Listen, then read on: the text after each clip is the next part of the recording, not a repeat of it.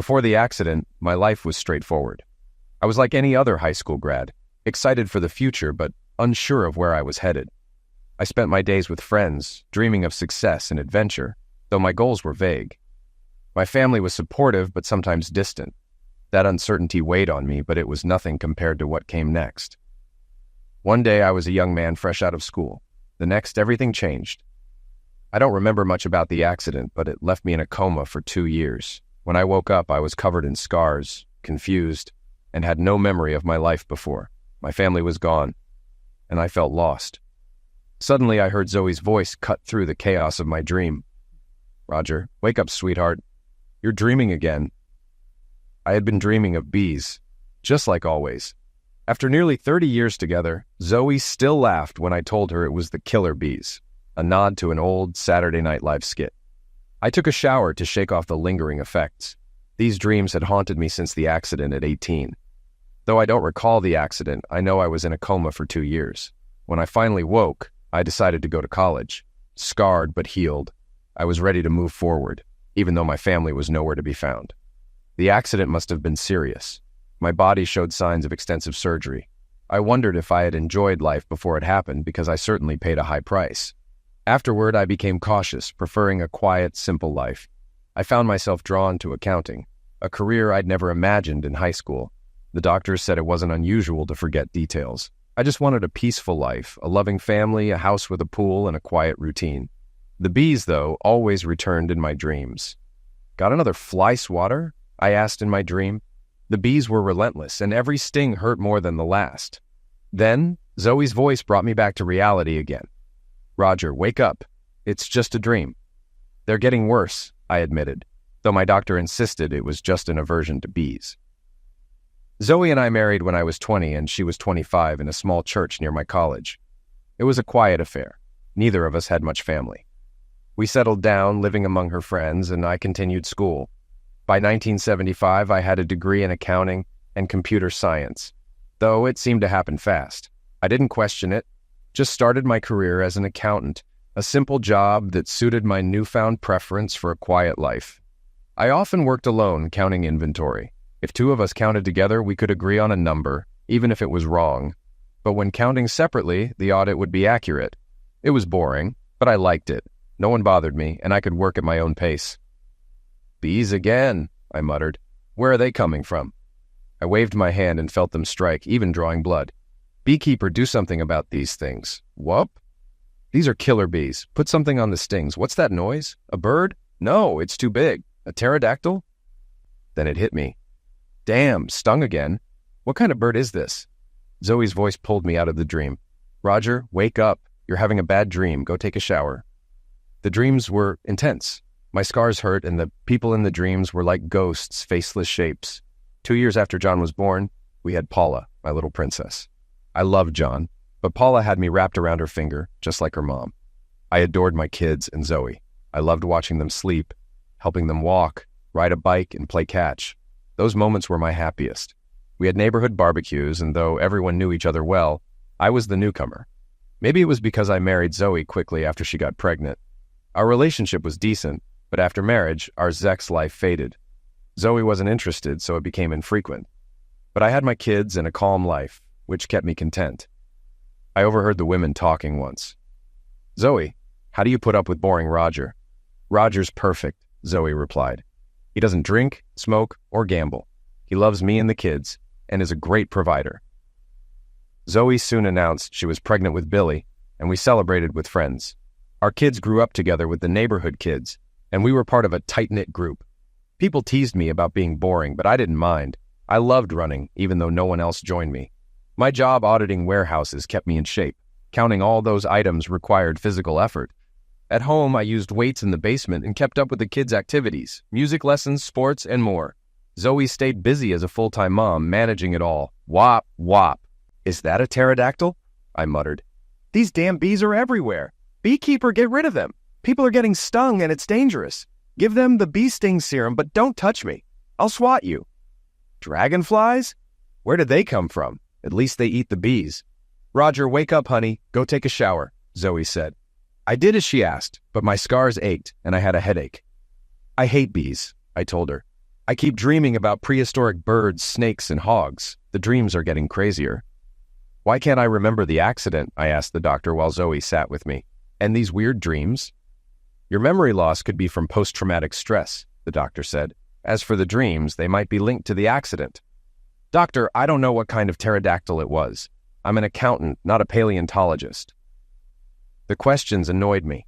The dreams got worse, but life remained steady and dull, which I liked. I went to work, counted beans, and came home. Sex with Zoe became less frequent, but that didn't bother me much. Doctor, now I'm dreaming about dancing, like in West Side Story, I told him. It's not sexual, but I'm dancing with men, holding hands, ballroom style. The bees are always there in the background, I added, and sometimes there are snakes, hogs, and dragonflies, and we start skidding.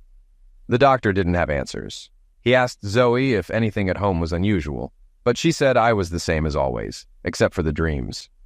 That was the last time I saw him. Life went on with the usual Saturday barbecues and neighborhood events. Our group was close-knit, about 20 people plus kids. We attended PTA meetings, saved for college, and dealt with weddings. I worked extra shifts when we needed money, and I was proud to provide for my family. The house was paid off, we had retirement accounts, and I even managed new cars and vacations. Zoe's friends would sometimes tease her. How do you deal with being married to someone so boring? I entertain myself, Zoe would reply. Roger's good to me, provides for us, and loves me and the kids. I'm happy, and you should be so lucky. As time passed, we approached our 30th anniversary. The others have been stung. Beekeeper, help them. Where are all these bees coming from? Someone give me another fly swatter, I mumbled in another wild dream. It was just another bizarre night, but by now, I was used to it. Hey, Roger, still dancing with men while the bees sting you? Randolph joked, making everyone laugh. I was surprised that Zoe had mentioned my dreams about dancing with men to anyone, especially her friends. That was supposed to stay between us. On the drive home, I pulled over to talk to her. Zoe, why did you tell people something so personal? You've betrayed my trust, I said. Zoe just laughed. Roger, these are our best friends. We see them every day, take vacations together, and share meals. Why are you being upset? You're the one dancing with other men, she said. That was the moment I realized others were more important to Zoe than I was. It made me suspicious, and I hated feeling that way. After a few months of paying closer attention, I found out the truth. One day I showed up at one of their gatherings uninvited. It was something I'd never done in 30 years, even though they often dropped by our house without notice. Inside, I found Zoe, our adult children, and all 20 of our so-called friends, unclothed and having sex. Well, you found out, Robert said as everyone laughed. Come in, Roger, and learn the truth about your boring life. Zoe introduced the men she had been with, pointing out that their middle names matched our children's first names. It confirmed what I already suspected. It turned out that many people, including our adult children, had been part of a secret group, but I was not aware of it. My children had long since stopped calling me Dad, and now I knew why. Why, Zoe? Why did you steal 30 years of my life? What did I ever do to deserve this? I asked. Zoe looked at me with exasperation. Roger, you're just boring. You have no passion, no backbone. We were all part of a pact since childhood to stay together, to have sex with each other. You were just the extra man to keep the group even. We kept you in the dark because you liked it there. I couldn't risk you being the father of my kids. I needed better genes than yours. Why didn't you want a real marriage with me? I asked. I wanted more sex, more connection, but you always shut me down. Zoe replied coldly, if I gave you what you wanted, you'd figure out the truth. I couldn't take that chance. I picked you because I was already pregnant, and you were easy to manipulate. Sleep with you once, say you were the father, and it was done. You never stood a chance of figuring it out. Was that all I was to you? Just someone to give you money while you slept with your old friends and dragged our kids into this mess? Was everything you said to me, all the baby and honey, a lie? I asked. Don't be ridiculous, Roger. I sort of liked you. Calling you baby and honey was just being nice. But after years of those stupid dreams about dancing with men, you disgusted me. You're a freak, worrying about dragonflies, prehistoric birds, and bees. Now you know, but it's too late. If you divorce me, I'll get half of everything in alimony for life, Zoe said, smiling. And your lovers, were they all in on this? I demanded. They're not just sex buddies, Roger. They're my lovers. We've loved each other since childhood, something you'll never understand, Zoe replied. Her friends chimed in, laughing. You were the perfect fool, Roger. While you worked, we were screwing your wife and your kids. None of us would have touched you. You weren't worth it. We kept you around for your money and used you to raise our kids." Everyone joined in, showing their contempt for me. They had used my money and kept me in the dark for years. Now, with the truth out, they didn't bother hiding it anymore. "Be a good boy and clean the house. I'll be back in a few days," Zoe said as they all laughed. As I walked out, I turned to Zoe and said, "You betrayed me for this? You gave your children to people who treat you like garbage. You're proud of that? Did you ever notice your friends' kids aren't part of this? Think about why." I continued, "Your lover eliminated himself rather than marry someone pregnant by John. Didn't that clue you in? I'm just glad I'm not part of your gene pool." My hidden camera had recorded everything. "Come back anytime, Roger," John Sr. said as I left. "Bring some friends." "Oh, wait, you don't have any," he mocked. But I did have 6 county marshals waiting outside, ready to serve everyone with court papers. "They're all inside," I told the officers. The screams from 23 unclothed people as 6 marshals entered were deafening. I smiled as I walked away, unhurried. The restraining orders would keep them away while everything settled. The divorce was ugly, but I handled it in the county seat, not my hometown. I filed for an annulment based on fraud, and with the evidence from our talk, I hit Zoe's friends for millions. They admitted the whole conspiracy, how they used me to pay for everything while they carried on their affairs. With their confession, I secured the house, all our savings, retirement accounts, everything. Since it was fraud, there was no community property. Zoe and her friends owed me for raising their kids. The kids who had long stopped calling me dad, hated me for what I did to their parents. I wasn't done. As a bean counter, I knew exactly how to get what I was owed. In the end, I got over $5 million from all involved. It didn't ruin them, but it put a serious dent in their finances. They even pooled their money to pay me off, especially after I started filing writs of attachment. I also had the birth certificates changed since they were based on fraud, and Zoe had to give up my last name. I didn't care what names the kids used. I lost contact with all of them and didn't want to live in the house, but I didn't want to sell it either. I wanted to destroy it. A few weeks after the divorce was finalized, I returned to the neighborhood with a crew to demolish the house. Zoe and the kids went crazy. The house was worth $600,000, but I jacked up the price to $1.1 million, and all their Zex buddies bought it. Their Zex lives depended on owning that house because it connected to their properties. I made an extra $500,000 in just a few days of negotiating. Before leaving, I destroyed every trace of our life together. Photos, cards, school projects. I left the house filthy with rotten food and utilities shut off. I even painted every wall, ceiling, and window black. Zoe got the house, and it became their party house. She became the group's housekeeper, or more accurately, their personal strumpet, though she never saw it that way. She believed her kids were special because they were part of the group, but it was because they were foolish enough to believe her lies. I quit my job and left everything behind, including my clothes. I drove all night, stopped at a cheap motel, and the next day bought new clothes at Walmart. I changed rental cars and discarded everything that could remind me of those 30 wasted years. It was like stomping the dust from my feet. A clean break. 2 days later, I was in D.C., at the Pentagon, well, actually an annex, filling out a job application. I gave them my days in address and a new cell number, having ditched the old one they had been using to track me. During my investigation, I discovered they were forwarding my calls, so I used that to stay ahead of them. The DoD hired me the next week. The interview was odd, but they needed a CPA and I had the credentials. When asked if I'd use veteran preference, I explained my coma and not serving in Vietnam. A Navy officer even took my fingerprints electronically. "Welcome to the Department of Defense, Mr. Phil," they said with a smile. "Where would you like to start?" I surprised myself by saying I wanted to go to Iraq or Afghanistan for some excitement. I was tired of my dull life and needed a change. A few days later, I was fitted with body armor I had to buy myself and sent to weapons training. Strange for a civilian auditor. But they insisted, saying, "We think you should." I wasn't Rambo, but I carried twin .45s, an M16A4, and an M9 bayonet. My first assignment was Afghanistan. When I heard the whop-whop of the helicopter's blades, it hit me. That was the sound from my dreams. It wasn't exactly the same, but close enough. I must have heard it before, even if I didn't remember. I still had the dreams, but now there was no deceitful wife pretending to care. I visited various bases, auditing assets, and quickly learned that alliances could be bought short-term. The enemy of my enemy was a friend. but only for the right price. The dreams continued. But now the smoke people took shape, with faint faces appearing. I was an old man among young soldiers, some barely 18, already with children of their own.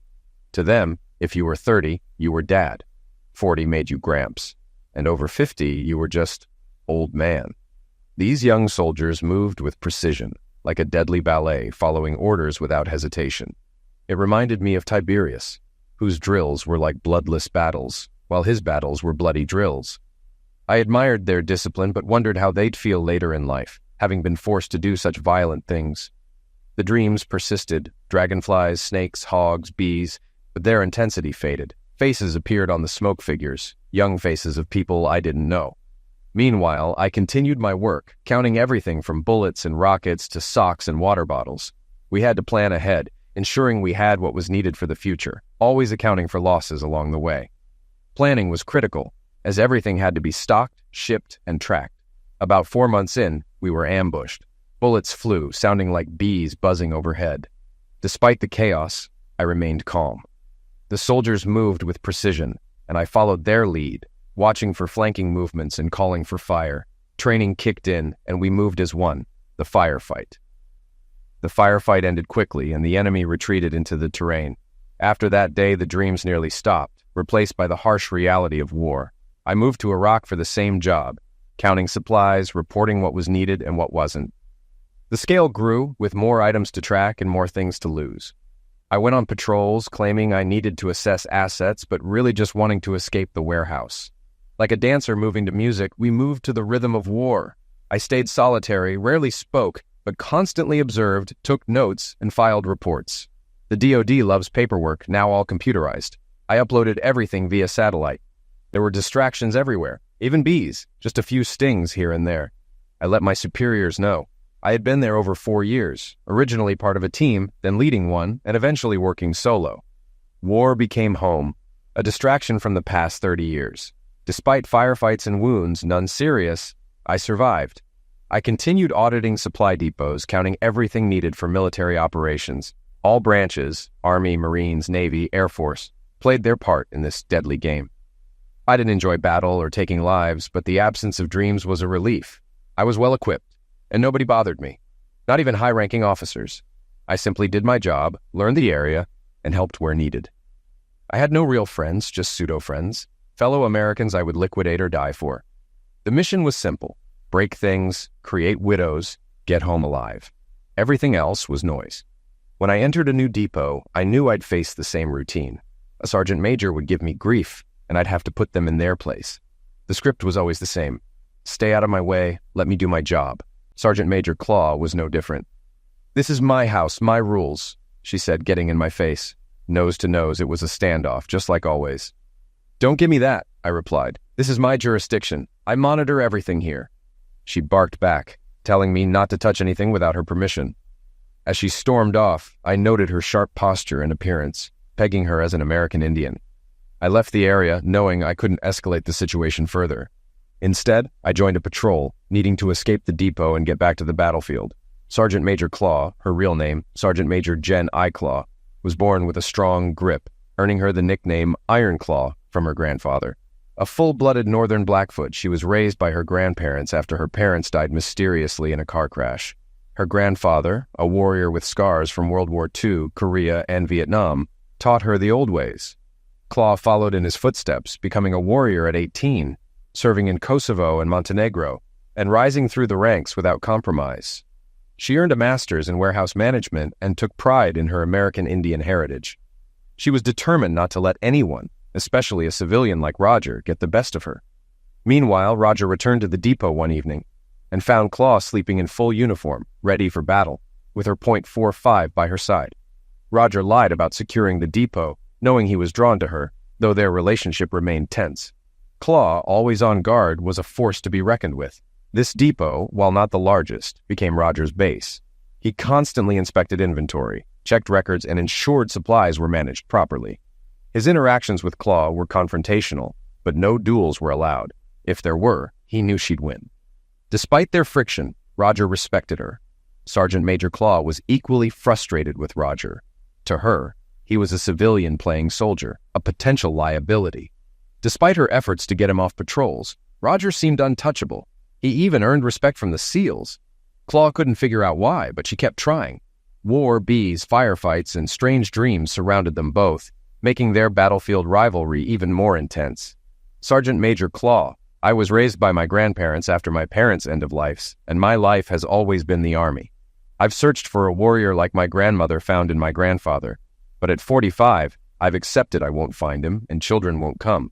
Grandfather, a warrior with scars from World War II, Korea, and Vietnam, always said I'd have children, but now that seems impossible. Recently, my dreams have been filled with Roger. I see him differently now. He's scarred, not from a car accident, but from battles, the kind of scars only a warrior bears. One night I watched him shower, cleaning his hands as if trying to wash away invisible blood. He saw me watching, and though I felt fear, I realized he trusted me. It wasn't romantic love, it was something deeper. He was my warrior. Meanwhile, Roger, Claw looked at me, and I told her everything about my past, my dead marriage, my wife's infidelities, and my 3 kids who weren't mine. I hadn't felt anything for years, but meeting Claw changed that. She smiled and said, "Then you're ready." There was love and playfulness in her eyes, something I never saw with my ex. She called me her gray-haired war stallion and invited me to make love to her. Her battle scars and age didn't matter to me. She was perfect. We kissed, and I felt her passion, hoping she saw the same love in my eyes. "I love you," I told her. "And if you ever stop, I'll scalp you for real," she replied. This was the connection I had longed for my entire life. Later, Claw asked if she could tell her grandfather about my dreams, explaining he understood dreams better than anyone. It was the first time someone asked for permission to share my dreams rather than just doing it. I agreed, trusting her completely. Sergeant Major Claw: "Yes. If my grandfather can help with the dreams, good. I don't have them as much anymore, but I'd like to know their meaning." I asked him, "What do they mean? And what about his scars? They didn't come from a car accident." Grandfather said, "His spirit is troubled, but you're helping him. He's the warrior you've been searching for. He found you without knowing it. Everything will happen as it's meant to. Don't worry." I joked, "Sometimes your mystic stuff drives me crazy, but you're always right." Grandfather laughed, and I told grandmother the good news. Grandmother said, "I heard it all. You'll make me a great-grandmother soon, and don't keep the kids too far from us. Roger." The conversation with Claw's grandparents went on, as such things do. Claw and I were lovers, and she admired my scars, calling them beautiful. She didn't care about my past. She wanted me as I was. We worked hard, but always found time for each other, even in a war zone. 3 months into our relationship, we knew everything about each other. She loved my scars, kissing them tenderly. Sergeant Major Jin Claw was the love of my life. Then, everything changed. Early one morning, I was inside the depot when fire shot erupted. I rushed outside to see a chopper going down, likely shot by insurgents. There were over 100 attacking us. I saw Claw running toward the chopper, firing her .45. She reloaded and kept going, straight into the chaos. I ran after her, shooting as many as I could. We were caught off guard during a vulnerable moment, but I only cared about Jin. I saw Claw fall after being hit by a bullet that knocked her down. I reached her within seconds. She was alive, but hurt. Her vest had slowed the bullet. I handed her one of my .45s and extra magazines, telling her, "Liquidate anything that comes over that berm, even if you think it's me." I charged at the enemy, firing until I ran out of ammo. My only thought was saving Jin. Reinforcements were coming, but one enemy got close enough to shoot me. Fueled by anger, I kept going. When I was out of ammo, I pulled my M9 and engaged him in hand-to-hand combat. He was carrying a dangerous device. I grabbed his right hand to prevent him from setting off the device. I hoped I could keep it from exploding, and I was lucky it didn't. The men from the helicopter got closer, but my enemy tried to escape. I knew this fight well. With my left hand gripping his right, I guided him to his end of life. I had to stop him to prevent harm to others. His eyes widened as he realized he was dying, but he was ready for it. As he died, I lifted him with the knife still in his skull, and we fell near a trench. I released his body into the trench as an explosion rocked the area, causing me to lose consciousness. "Whop, whop, whop! Where are the damn bees coming from?" I shouted, trying to regain control. "We're under attack from every side! Fly swatter, I need more ammo!" I barked, catching a bandolier someone threw. "Johnson Roberts, you're with me! Suppressing fire on the left," I ordered. Williams, stay put and fire at anything on the right. Hit the tree line. I gave quiet instructions. Johnson, Roberts, blades only, no prisoners, be fast and silent. Bullets flew everywhere like angry bees, and I heard Johnson joke with Roberts, laughing despite the chaos. Quit laughing, Johnson, or you'll get eliminated, I warned. The sound of cobras firing filled the air. Cover your necks, that brass is hot, I shouted. Slicks inbound, get ready to move. Wilson grabbed Johnson, yelling, Don't die on me, Johnson. I'll find you in hell and kick your back if you do. Medic, over here, help Johnson, I shouted as the battle raged. Hit the tree lines with a grenade launcher. Move toward the LZ, drag anyone you can. No one gets left behind, I ordered, grabbing enemy AKs along the way to blend in. Watch the smoke. Charlie can see it just like the cobras can, I warned, ensuring everyone stayed low. Medic, move it, I called again, glancing at the wounded. I turned to Ulti. You'll be the last one out, I promise. Time to dance, I whispered, calming her. I've got you. Don't worry about the bees. Reassuring her, I added, Your first battle and you didn't lose a single man. You'll have to learn to write those letters, but not today. Choppers roared overhead. Dragonflies inbound, stay low, I said as the battle continued. A voice called out, How did you guys get caught here? I murmured to myself, Stay with me, Light, as I glanced at the wounded. The chief is down, but not out. Turning to the medic, I warned, Save the lieutenant or I'll put a bullet in you. The situation was chaotic, with fire shot, explosions, and helicopters everywhere. I knelt by Ulti. Stay with me. Come back. I want it all, I whispered, my voice shaky.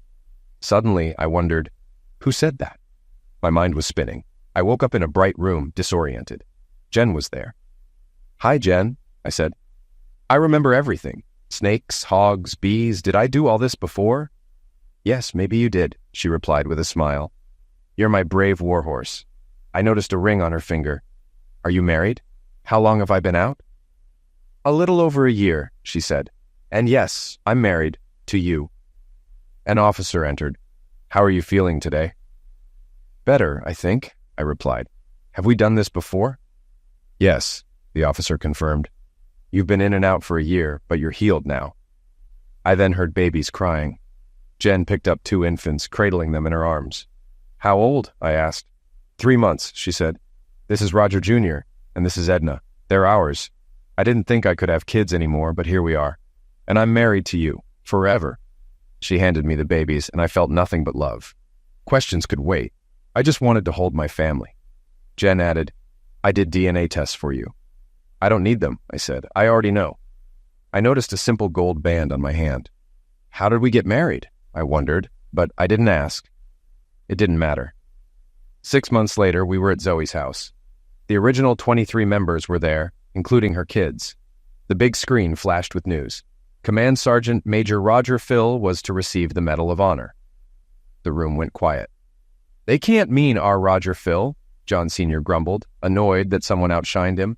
Then a picture of me in uniform appeared, smiling, medals on my chest, with Jen and our children. The announcer introduced retired General Hannigan and Admiral Wilson, saying they served with me in Vietnam. Vietnam? Zoe gasped. Roger was in Vietnam? The announcer asked the officers to share their stories about me, leaving the group in stunned silence. General Hannigan shared, I served with then Sergeant Phil during my time as a second lieutenant in Vietnam. Phil was on his second tour and acting platoon sergeant, though he wasn't officially promoted to staff sergeant until a few days later. He always had a book with him, studying to become an accountant through Army classes. Things got rough quickly. Congress was cutting funding, so we had small platoons. Mine had 18 men, and we were part of a long-range reconnaissance patrol, LRP. We got ambushed deep in the jungle by the NVA, who were probably tipped off about our location.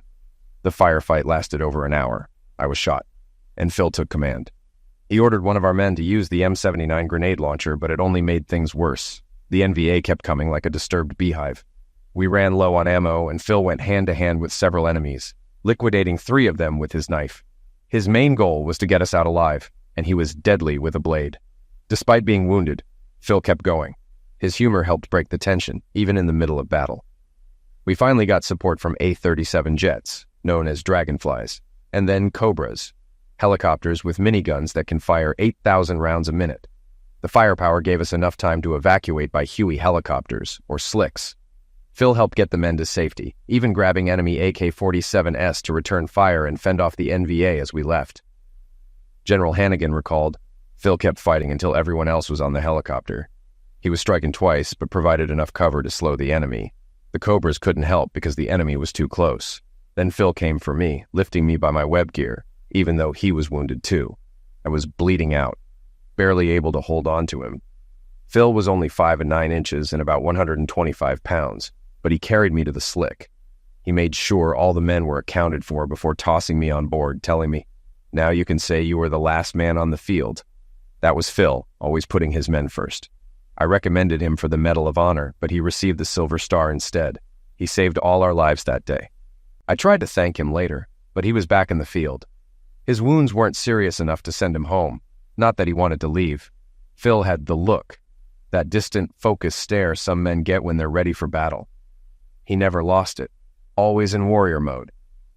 Now, 30 years later, I see it's gone when he looks at his wife and kids.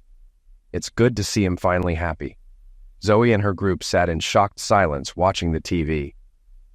The announcer turned to Admiral Wilson. "Admiral, you also served with Sergeant Major Phil. What can you tell us?"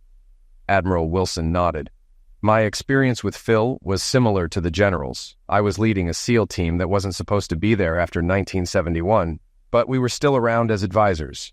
Our area overlapped with Phil's patrols. We joked about him being an Army puke and he'd return the favor. But when things got tough, Phil always showed up. During one fight, we were ambushed and flanked. Phil arrived and acted like an entire company was backing him up.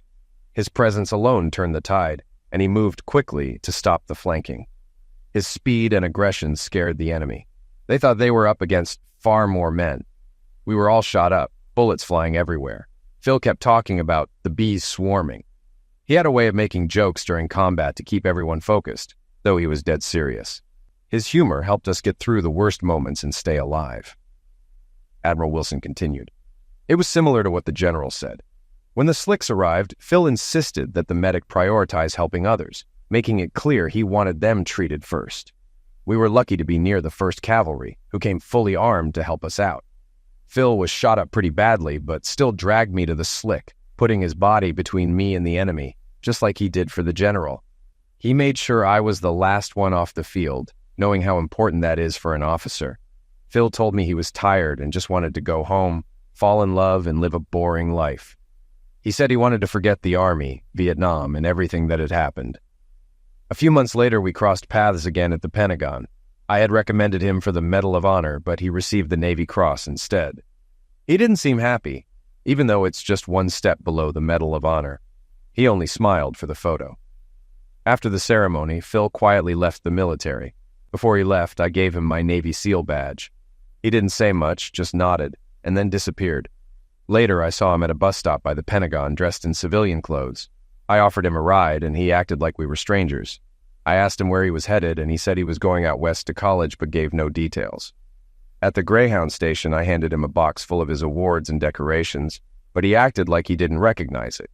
He even claimed he'd never been in the military, saying he'd been in a coma after an accident. He shrugged and walked away with the box. It held his Navy Cross, Silver Stars, Purple Hearts, and more. Phil had told me he wanted to forget everything, and this was his way of doing it. That was the last time I saw him, until now. Zoe's children sat in stunned silence. John Jr. remembered, "I saw that box once years ago. Dad said it wasn't important and took me to play catch. When I looked for it again, it was gone." John Jr. went downstairs to look for the box. It didn't occur to him that he had said Dad instead of Roger. He returned with the box just as the president had finished presenting Roger with his 2nd Medal of Honor. No one since Pappy Boyington had been awarded the Medal of Honor twice. The first time Pappy received it, it was posthumously along with a Navy Cross.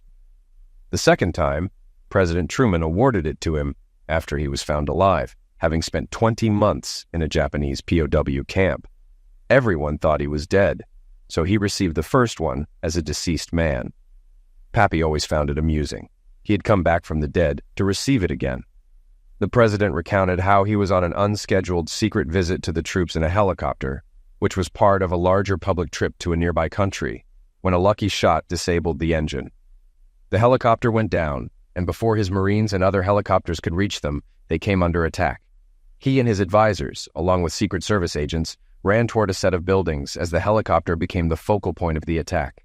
There was nothing to indicate it was the president's helicopter, but the attackers, seeing the Secret Service detail around him, suspected he was someone important. As we were running for cover, the president said, we saw Command Sergeant Major Phil charging the enemy, initially all by himself. Then I noticed a wounded soldier, and Phil paused for a moment, gave that soldier something, and then sprinted toward the enemy. Phil's shots were deadly accurate, almost everyone hitting its mark.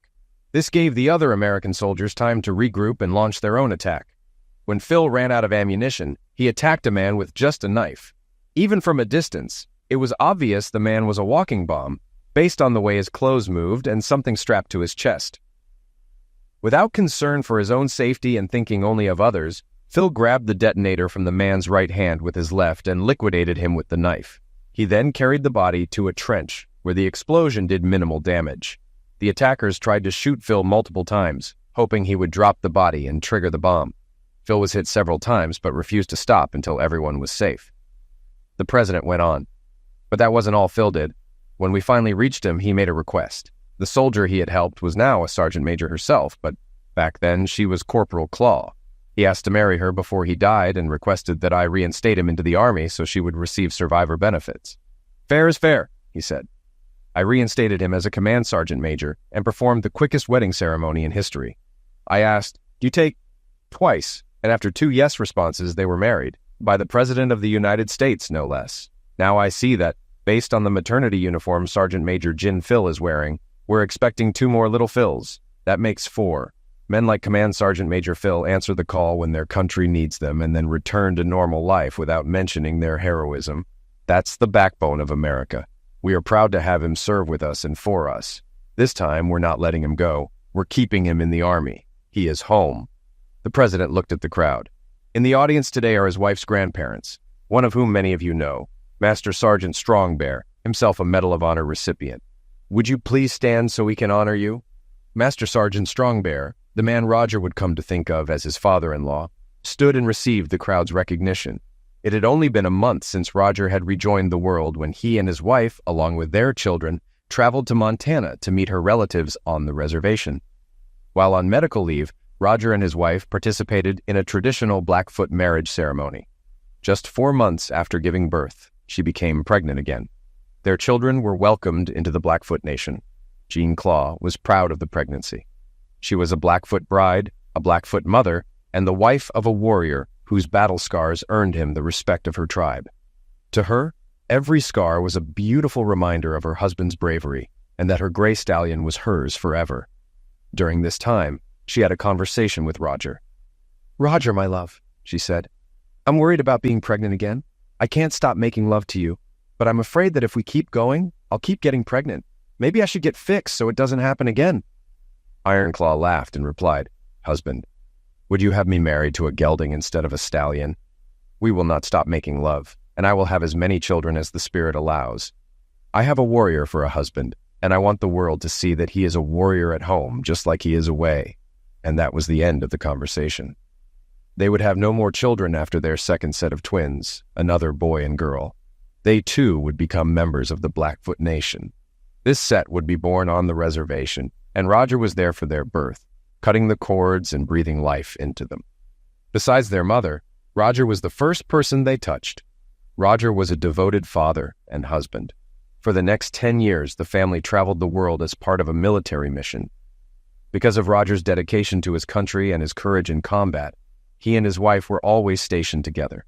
Though they had different roles, they both retired on the same day.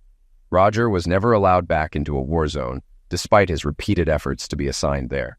The Department of Defense considered him a national treasure. Their children grew up on military bases worldwide, and when the time came, 2 of them went to West Point and 2 to Annapolis, all 4 through presidential appointments. In the present, the president concluded, "Command Sergeant Major Phil, I'd like to point out that a sergeant major is a leader, not a commander, Sergeant Major. Your wife outranks you, so you better follow her orders." The audience laughed and applauded as the formal ceremony wrapped up, with the president and first lady greeting many of the attendees. It was both a political event and a tribute to Command Sergeant Major Phil. While the mood was light, something more serious was happening elsewhere. John Jr. opened the box and found Roger's dog tags, along with medals, ribbons, and several citations. They spread them out on a large table to inspect. Among them were the Navy Cross and the Silver Star, but they weren't the only ones.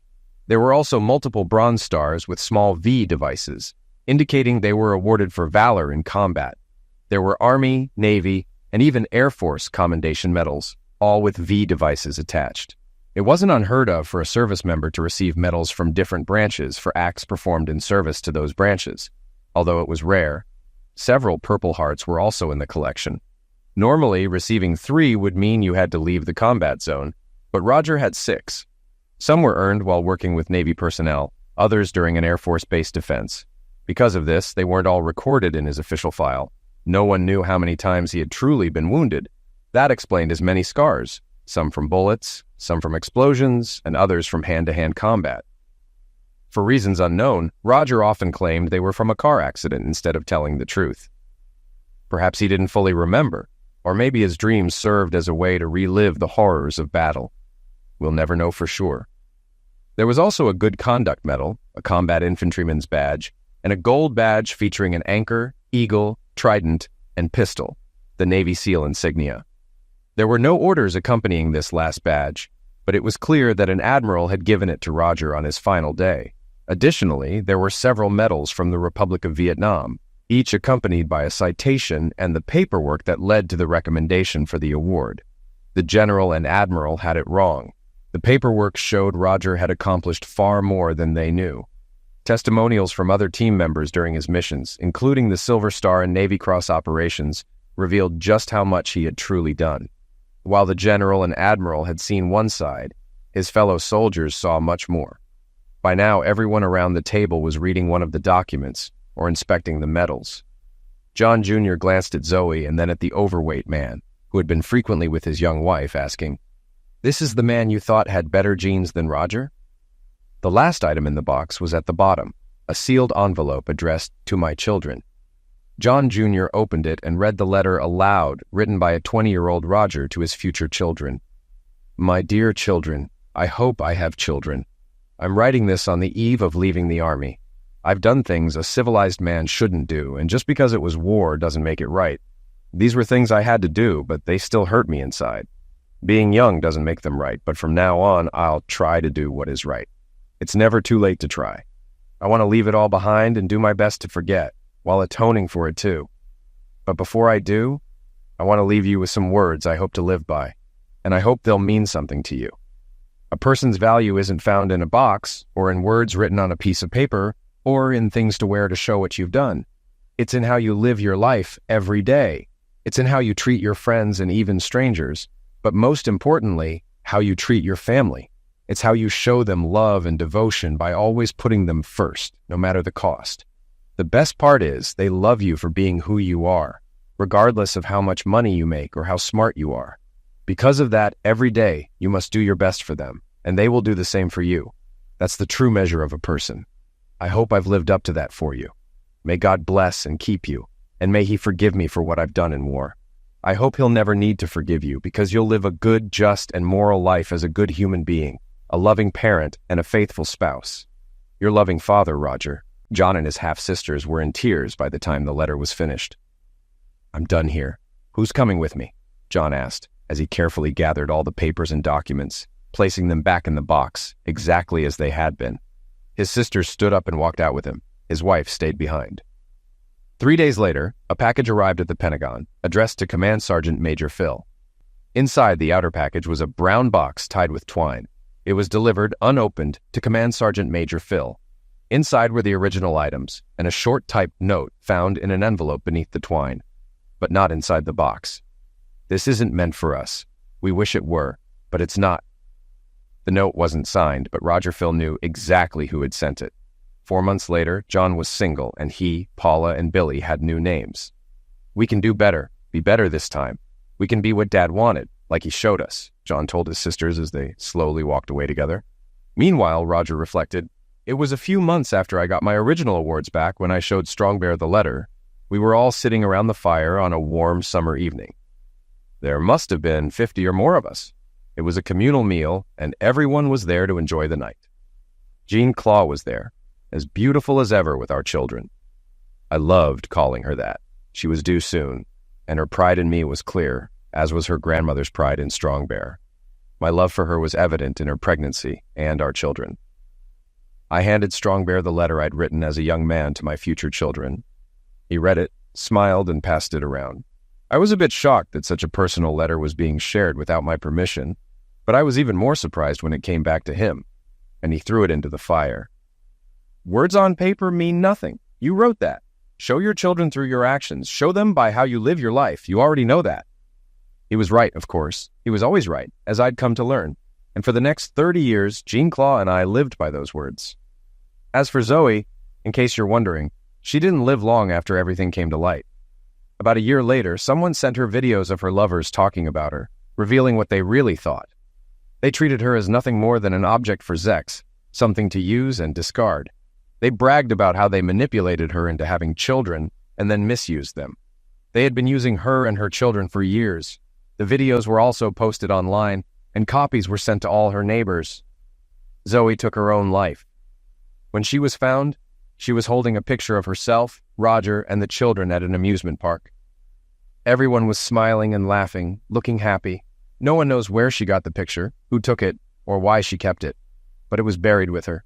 Only 2 people quietly followed the casket to the gravesite after the service. They were the only attendees. The guest book simply listed them as Gray Stallion and Iron Claw. A few weeks later, several videos surfaced online showing the group involved in inappropriate behavior. These actions eventually became public, leading to serious consequences for everyone involved. The group had been filming for years, and now the footage was public. Each video ended with the men mocking Zoe as their stupid strumpet, followed by an image of her body and the autopsy report, which confirmed her end of life as self-destruction by poison. The group disbanded. They were shunned in their own community, with many moving away while others became reclusive for the rest of their lives. Somehow the videos seemed to follow them wherever they went. No one knows who posted them or sent them to their new neighbors, but the group's pursuit of selfish pleasure had destroyed many innocent lives.